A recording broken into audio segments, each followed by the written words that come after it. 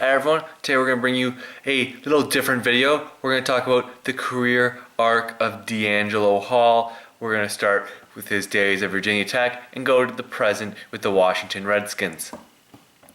Hall is from Maryland. He ended up going to Virginia Tech, highly touted player. Played 3 seasons for the Hokies, and last season, Jim Thorpe, semi-finalist for nation's best defensive back, had 93 tackles for the Hokies, second team All-American. His performance there led to, and a strong running in the 40 at the combine, led to the Falcons taking him 8th overall, where he would spend 2004 through 2007 as the Falcons' top corner. Now these days, he had a good reputation. He was a flashy player, big returns. I mean, some people are hyping him as the second coming of Deion Sanders in Atlanta.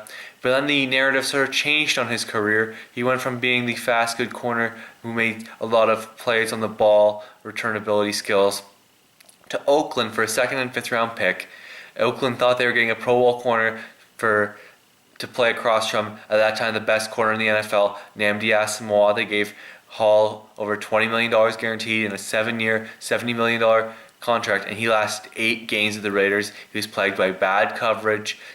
He took a lot of unnecessary roughness penalties, late hits, just stupid plays, giving up a lot of 15-yard penalties, and couldn't cover. He was giving up big yards and a lot of gains. Well, the man across from him, the man they should have given these $70 million to, Deangelo, was the best corner in the football, and nobody could get complete passes against him.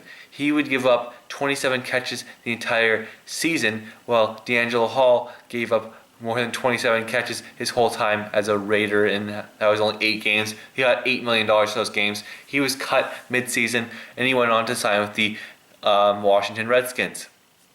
He recouped some of his value, but his play in Washington has always been one of the corners that gives up one of the most yards in the game, to the point where his label became that he was overrated, overpaid, not deserving the 6 years, over $60 million, and another $20 million guaranteed he signed with the Redskins.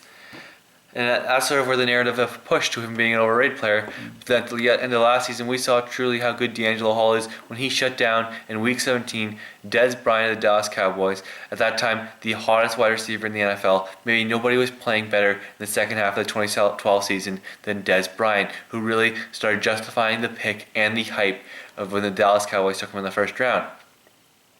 As for Hall, he spent the offseason cut, resigning with the Redskins, where the Redskins got off to a horrible start. But the narrative really has shifted from an extreme one way to start his career to the extreme the other way to present day. Well, the truth lies in the middle, where Hall is a very good corner, but a guy who's not an elite corner. He's never going to confuse anyone with a Hall of Famer. It's going to be interesting to see how many years does he have left. He's not the greatest tackler, but he still has great long speed and can make an impact. We'll have to see, is this a guy who's going to stick around for 3 more years at an elite level, or an average level, or whatever level you want to consider him at?